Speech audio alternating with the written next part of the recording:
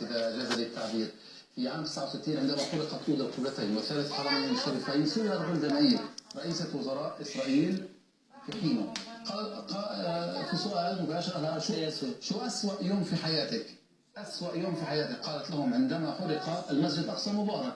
توقعت بأن الجيوش الإسلامية والعربية والشعوب العربية ستأتي لي زاحفة، ولكن عندما أتى المساء وسمعت الاستنكار وسمعت الشجب وسمعت ثاني يوم، كان عندي أحلى يوم في حياتي، وقلت: إسرائيل نبت هذه لها، بحيث أنه يا سيدتي ليس فقط اللي هو هذه العائلة الرائعة والجميلة النائمة كانت في مع ملكوت الله حرقت أمامنا عمليا. ثاني يوم كان الخبر أمام كل وسائل مسموعة ومرئية ومكتوبة، ونحن أيضا وظفناها كمؤسسة سيف الأرض، بحيث كرمنا لاعب ريال مدريد قبل 4 شهور اللي هو رونالدو، نسبة لاستقباله للطفل أحمد دوابشة، لكي نظهر القصة عالميا بتوظيف آخر. هون برضه بدي أشير في نقطة كثير مهمة جدا، اللي هو نقل الصورة. كما ذكرتي، الماكنة الإعلامية هم يتمتعون بماكنة قوية جدا.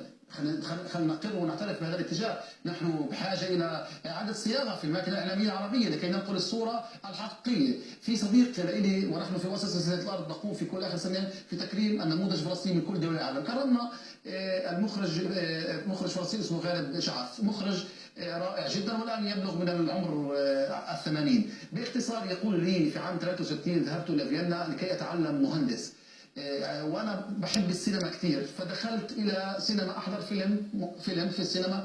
بعد ما خلص الفيلم بيروي روايه الكيان الصهيوني. قال لي: تعاطفت معهم باثناء الفيلم، تعاطفت معهم. فعندما خلصت من موضوع الهندسه ونقلت الى سينما لكي احاول انتج فيلم الارض على سبيل المثال. فاحنا يجب ان نوظف روايتنا صح. تعرفوا بهدوء، لو احنا نحكي روايتنا زي ما هي، نحكيها ننقلها للعالم زي ما هي، اتوقع بان العالم سيكون معنا اكثر قلبا وقالبا. الرساله الثالثه لا اتحدث فيه الى سياده الرئيس ابو مازن.